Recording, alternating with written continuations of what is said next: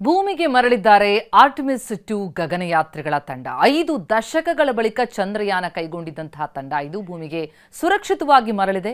ಓರಿಯಾನ್ capsule ಸ್ಯಾಂಡಿಯಾಗೋದ ಕರಾವಳಿ ತೀರದಲ್ಲಿ capsule ಇಳಿದಿದ್ದು ಚಂದ್ರನ ಅಂಗಳದಿಂದ ಇಳಿದಿದ್ದಾರೆ 4 ಗಗನಯಾತ್ರಿಗಳು.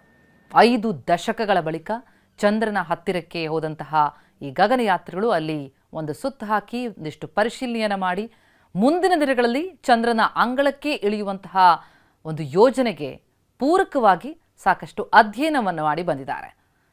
ಸ್ಯಾಂಡಿಯಾಗೋದಲ್ಲಿ ಇಳಿದು ಕ್ಯಾಪ್ಸೂಲ್ ಚಂದ್ರನ ಅಂಗಳದಿಂದ ವಾಪಸ್ಸಾದಂತಹ 4 ಗಗನಯಾತ್ರಿಗಳು ಸುರಕ್ಷಿತವಾಗಿ ಮರಳಿರುವಂತಹ ದೃಶ್ಯ ನೋಡ್ತಾ ಇದ್ದೀವಿ.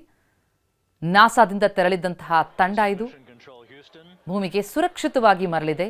ಓರಿಯಾನ್ ಕ್ಯಾಪ್ಸೂಲ್ ಸ್ಯಾಂಡಿಯಾಗೋದ ಕರಾವಳಿ ತೀರಕ್ಕೆ ಇಳಿದಿದೆ ಈ ಕ್ಯಾಪ್ಸೂಲ್.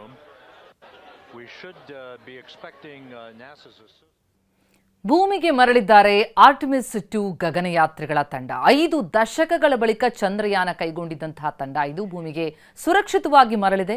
ಓರಿಯಾನ್ ಕ್ಯಾಪ್ಸೂಲ್ ಸ್ಯಾಂಡಿಯಾಗೋದ ಕರಾವಳಿ ತೀರದಲ್ಲಿ ಕ್ಯಾಪ್ಸೂಲ್ ಇಳಿದಿದ್ದು ಚಂದ್ರನ ಅಂಗಳದಿಂದ ಇಳಿದಿದ್ದಾರೆ 4 ಗಗನಯಾತ್ರಿಗಳು.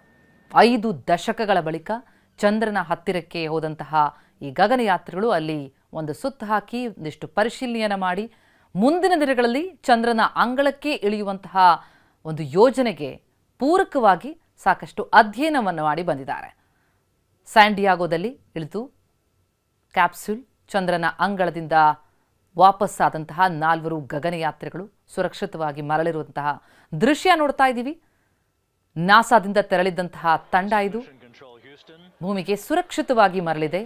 ಓರಿಯಾನ್ ಕ್ಯಾಪ್ಸೂಲ್ ಸ್ಯಾಂಡಿಯಾಗೋದ ಕರಾವಳಿ ತೀರಕ್ಕೆ ಇಳಿದಿದೆ ಈ ಕ್ಯಾಪ್ಸೂಲ್.